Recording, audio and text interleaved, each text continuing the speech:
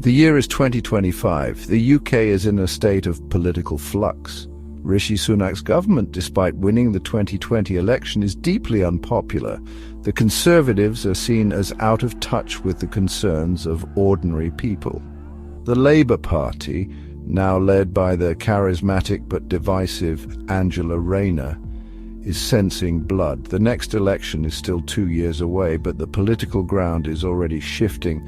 The Scottish National Party continues to agitate for independence, threatening to break up the United Kingdom. Public trust in politicians is at an all-time low. The recent period of instability began with the Brexit referendum in 2016. The decision to leave the European Union has divided the country and paralysed the political system. The Conservatives have been unable to deliver on their promises of a global Britain. The economy has stagnated and public services are under strain. The Labour Party has also struggled to articulate a clear vision for the future.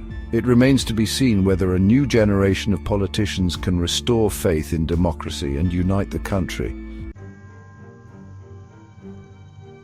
The UK economy is facing a perfect storm of challenges. Inflation is at its highest level in decades, driven by soaring energy and food prices. The war in Ukraine has disrupted global supply chains, leading to shortages and higher costs. The COVID-19 pandemic also continues to cast a long shadow, with businesses struggling to cope with the after-effects of lockdowns and restrictions. The pound has fallen sharply against the dollar, making imports more expensive. Public sector workers, including nurses, teachers and railway staff, have gone on strike to demand higher wages. The government insists that it cannot afford to meet their demands, but the strikes are causing widespread disruption. The housing market, meanwhile, is showing signs of overheating. House prices continue to rise, fueled by low interest rates and a shortage of supply. This is making it increasingly difficult for young people to get on the property ladder. British society is increasingly divided. The Brexit referendum exposed deep-seated divisions over immigration, national identity and globalisation. These divisions have only widened in recent years. The government's decision to reduce the overseas aid budget has been met with anger by charities and campaigners. There is a growing sense that the UK is turning inwards, becoming more insular and less tolerant. The NHS, once the envy of the world, is struggling to cope with an ageing population and rising demand. Waiting times for treatment are at record levels, and there are chronic shortages of doctors and nurses. The social care system, which provides support for elderly and disabled people, is also in crisis.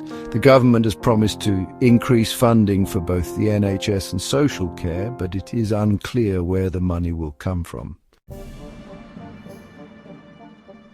The UK's standing in the world has been diminished by Brexit.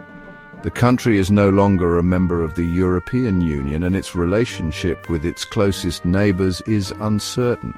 The government is trying to forge new trade deals with countries around the world, but it is unclear whether these will compensate for the loss of access to the single market. The UK is also facing growing competition from China and other emerging economies. The war in Ukraine has tested the UK's commitment to international security. The government has provided military aid to Ukraine and imposed sanctions on Russia. However, some have criticised the UK for not doing enough to support Ukraine. The UK is also facing criticism for its close relationship with Saudi Arabia, which has been accused of human rights abuses.